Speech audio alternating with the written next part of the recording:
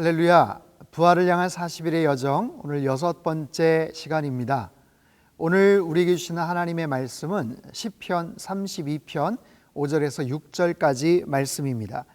내가 이르기를 내 허물을 여호와께 자복하리라 하고 주께 내 죄를 아뢰고 내 죄악을 숨기지 아니하였더니 곧 주께서 내 죄악을 사하셨나이다.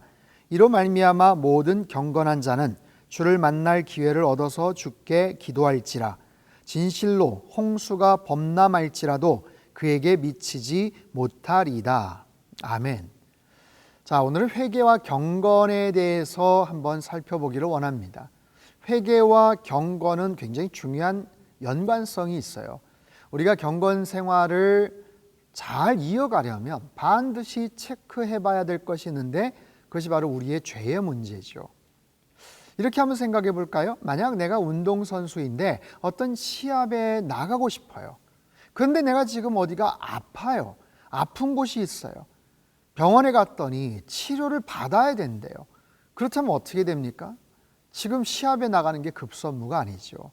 먼저 치료를 받는 것이 우선순위가 아니겠어요? 마찬가지입니다. 내가 경건해지기를 원하고 그렇게 성장해 가기를 원한다면 내 안에 죄의 문제가 있는지를 들여다보셔야 돼요. 그래서 내 안에 해결해야 될 죄의 문제가 있다면 그것을 먼저 해결하고 나아가야 됩니다. 내 죄를 하나님 앞에 아뢰는 거죠. 내 죄를 숨기지 않는 거죠. 그리고 하나님께서 우리의 죄를 해결해 주시는 분임을 깨닫고 주님과의 올바른 관계를 다시 회복해 가는 겁니다. 자, 신앙생활에서 아주 중요한 주제예요. 선행되어야 될 이슈가 바로 이 죄의 문제죠. 여러분, 죄가 주는 쾌락이 있습니다. 그리고 그 죄로 인해서 얻어지는 자극적인 이득이 있죠. 그런데 그 이득과 쾌락을 누리는 대신에 누군가가 아프거나 다치거나 손해를 봐야 될 상황이 있어요. 그래서 이 죄의 문제를 해결해야 됩니다. 나와 하나님과의 관계, 때로는 나와 이웃과의 관계. 그래서 그 문제를 해결하는 것, 그것을 먼저 하나님 앞에 아뢰는 것, 이게 바로 회개죠. 자, 17세기 영국의 청교도 설교자이신 신학자인 토마스 왓슨, 이분이 이런 얘기를 해요. 회개는 성령님의 은혜이며 죄인은 이 회개를 통해서 겸손해지고 성장할 수가 있다. 그러면서 회개의 6가지 필수 요소를 이렇게 정리를 합니다. 첫 번째는 죄를 발견하는 것, 두 번째는 죄를 슬퍼하는 것, 세 번째는 죄를 고백한, 네 번째는 죄를 부끄러워함, 다섯 번째는 죄를 미워하는 것, 여섯 번째는 죄에서 돌아서는 것. 자, 반드시 6가지가 순서대로 될 필요는 없어요. 그럼에도 죄에 대한 이런 민감함이 우리에게 뒤따라야 된다라는 거죠. 내 안에 죄를 발견하는 것, 죄를 찾아내는 것, 그리고 그 죄를 보면서 슬퍼하거나 부끄러워하거나 때로는 그 죄를 미워하는 것, 그리고는 고백하는 거예요. 토해내는 거죠. 여러분, 이 죄의 고백이라는 것은 굉장히 중요합니다. 이 고백에는 능력이 있어요. 여러분, 사랑도 고백되어야 되죠. 표현하지 않으면 알 수가 없지 않습니까? 마찬가지로 죄된 것도 반드시 고백되어져야 됩니다. 내가 무엇을 잘못했는지, 그때 왜 그랬는지, 그에 대한 어떤 결과가 일어났는지 고백해야 되고 알아야 되고 거기에 대해서 뉘우칠 수 있어야 되죠. 말씀드렸지만 죄는 반드시 누군가를 아프게 하거나 공격하거나 때로는 큰 문제를 일으키기 때문에 그래요. 오늘 본문은요, 다윗이 밧세바 사건으로 하나님과 단절된 상태, 그때 그 답답함과 힘들었던 그 경험, 그 기억을 배경으로 하고 있습니다. 자신에게 토해내지 않은 죄가 있을 때 하나님께서 자신의 뼈를 누르신다라고 했어요. 너무너무 고통스러웠어요. 그래서 그 죄를 감추지 않고 고백하고 하나님 앞에 용서를 구했더니 하나님께서 용서해 주셨노라 라고 이야기를 하죠. 오늘 본문을 우리말 성경으로 한번 읽어볼게요. 내가 주께 죄를 인정하고 내 범죄를 감추지 않겠습니다. 내가 내 범죄를 여호와께 고백하리라 했더니 주께서 내 죄악을 용서하셨습니다. 그러므로 경건한 사람이라면 모두 주를 만나 주께 기도할 것입니다. 자, 6절에 경건한 사람, 경건한 사람. 죄의 문제를 해결하기를 원하는 사람. 아니, 그 죄의 문제를 해결한 사람. 그들은 주님을 만나서 기도하게 되겠죠. 또 그 기도를 통해서 더 경건해지고 거룩해지겠죠. 그 죄의 문제를 해결한 그런 사람. 그래서 막힘이 없는 거예요. 하나님과의 관계가 막힘이 없는 거예요. 여러분, 기도하게 되었다는 것은 죄의 문제를 해결했음을 알려줍니다. 우리 안에 죄가 있으면 기도할 수가 없기 때문에 그래요. 자, 질문. 내 안에 가로막고 있는 죄가 있는가? 내가 잘 인식하지 못하는 죄가 있을 수도 있고요. 아니면 지속적으로 반복되는 그런 죄가 있을 수 있어요. 하나님이 싫어하실 텐데, 내가 이러면 안 되는데 하면서 계속해서 끊어내지 못하는 그런 죄가 있는가?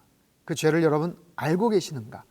두 번째 질문, 그 죄의 문제를 해결함 받은 분명한 기억이나 경험이 있는가? 용서에 대한 이야기입니다.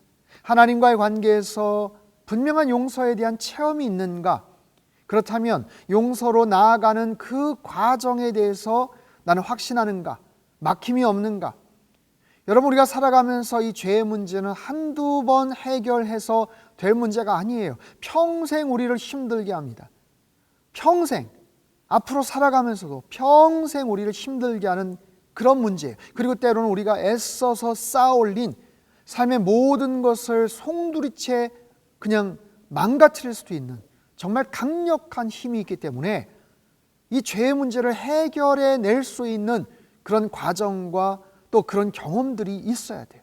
우리들은 살아가면서 크고 작은 수많은 죄에 어떻게 보면 휩싸여서 살아갑니다.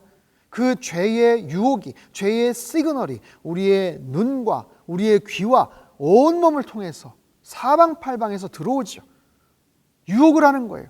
그리고 접하게 됩니다. 그러한 속에서 그 죄가 내 안에 들어오지 못하도록, 내 삶 속에서 나타나지 못하도록 우리는 차단하여서 그렇게 살아가야 되는 거예요. 혹시 죄를 지었더라도 우린 즉각적으로 그 죄의 문제를 해결해야 되죠. 그렇게 함으로 영적 경건함을 유지해 나가는 그런 우리 성도님들의 삶이 되시기를 바랍니다. 그래서 다시 주님 앞에 나가서 기도가 다시 회복이 되는 것, 기도의 샘이 막혔던 기도의 어떤 샘이 다시 풀리는 것, 회복되는 그런 놀라운 은혜가 있게 되길 바라요. 여러분, 상한 음식을 먹고 그거 모른 척 할 수 없어요. 그냥 지나갈 수 없습니다. 반드시 토해내든지 화장실에 가서 배설을 하든지 그냥 놔두면 안 되는 것처럼 우리 안에 있는 그 상한 죄악들, 심각한 죄악들, 그것을 계속 품고 살아갈 수 없다라는 것을 분명히 기억하십시오.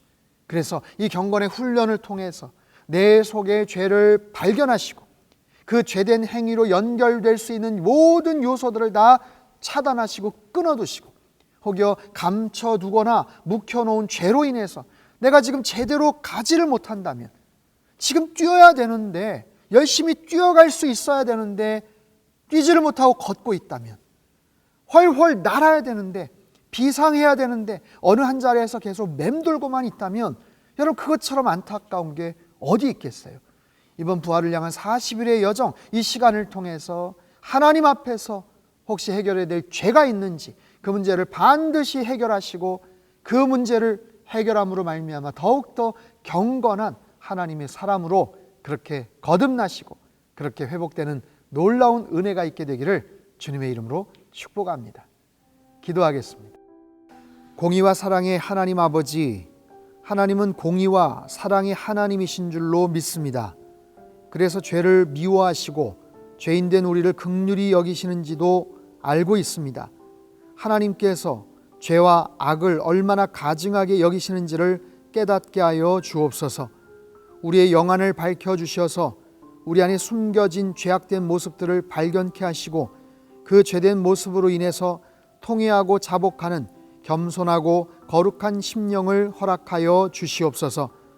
오늘도 우리의 삶 속으로 스며드는 모든 죄의 유혹과 자라나는 죄의 씨앗들을 단호하게 잘라버리게 하시사 회개를 통해 경건함에 더욱 이르게 되는 주의 백성들 되게 축복하여 주시옵소서. 그리하여 평생 주님만을 바라보며 주님의 거룩하고 아름다움을 닮아가는 주의 자녀들 되게 축복하여 주시옵소서. 존귀하신 예수님의 이름으로 기도합나이다. 아멘.